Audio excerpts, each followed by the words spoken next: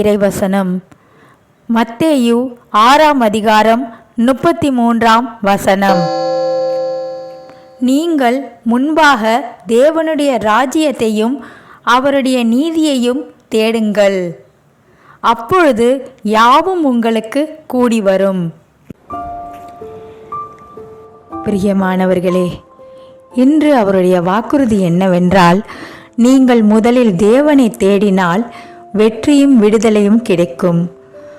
உலக விஷயங்களுக்கு முன்பாக தேவனுடைய கிருபையும் தேவனுடைய அரசாட்சியையும் தேடுங்கள். தேவனுக்கு ஏற்ப வாழுங்கள், நேர்மையாகவும் தூய்மையாகவும் இருங்கள். நாம் தேவனை முதலில் வைத்தால் தேவன் நம்முடைய தேவைகளை நிச்சயமாக அளிப்பார். எல்லாவற்றையும் உங்களுக்கு கூடுதலாக அளிப்பார். ஒரு இளைஞர் உயர்ந்த பதவியை அடைய விரும்பி பல முயற்சிகள் செய்தான். ஆனால் அவன் வாழ்க்கையில் அமைதியற்ற நிலை இருந்தது. ஒரு நாள் அவன் தேவனை முழு மனதுடன் நாடி, நான் முன்பாகவே உம்மை நாடுகிறேன் என்று பிரார்த்திக்கத் தொடங்கினான். அதன் பிறகு அவனுக்கு தேவன் தேவையான வழிகளை திறந்து வேலை, அமைதி, ஆசீர்வாதம் எல்லாவற்றையும் கொடுத்தார். ஒரு நாள் தேவன் சாலமோனிடம் தோன்றி, என்னிடம் என்ன வேணும் கேள், நான் கொடுப்பேன் என்றார். சாலமோன் பணமும் புகழும் எதிரிகளை அழிப்பதும் கேட்கவில்லை. அவன் ஞானத்தை கேட்டான், தேவனுடைய ராஜ்யத்திற்காக.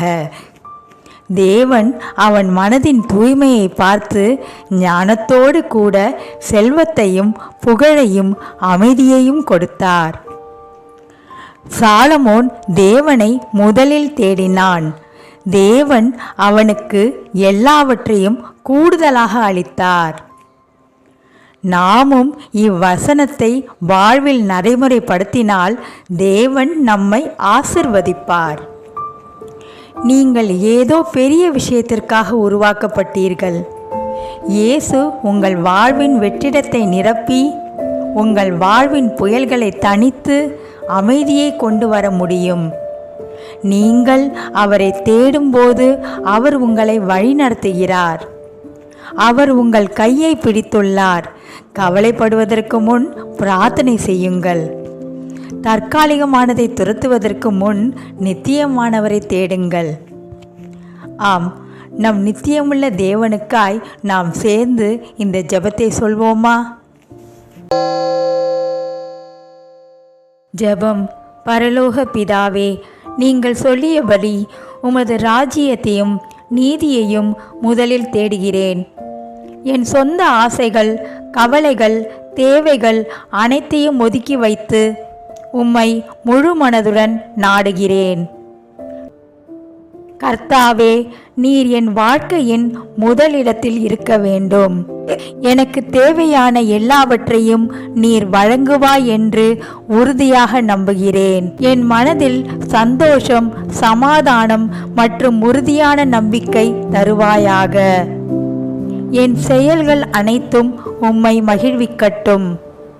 இயேசுவின் நாமத்தில் பிரார்த்திக்கிறேன், மகா பரிசுத்தமுள்ள நல்ல பிதாவே, ஆமேன். இன்று பிறந்த நாள், திருமண நாள் மற்றும் முக்கிய நாட்களை கொண்டாடுபவர்களை கடவுள் ஆசிர்வதிப்பாராக. தேர்வு எழுதும் நபர்கள், மருத்துவ அறிக்கைகள் மற்றும் தேர்வு முடிவுகளுக்காக காத்திருக்கும் நபர்கள், நிதி மற்றும் பிற பிரச்சனைகள் உள்ளவர்கள் பயப்பட வேண்டாம். கடவுள் உங்களுடன் இருக்கிறார். அவர் உங்களை ஆசிர்வதிப்பார். கர்த்தர் உங்களை மேன்மைப்படுத்துவாராக. உங்கள் விசுவாசத்தின் அடையாளமாக ஆமேன் என்று கமெண்ட் செய்யுங்கள்.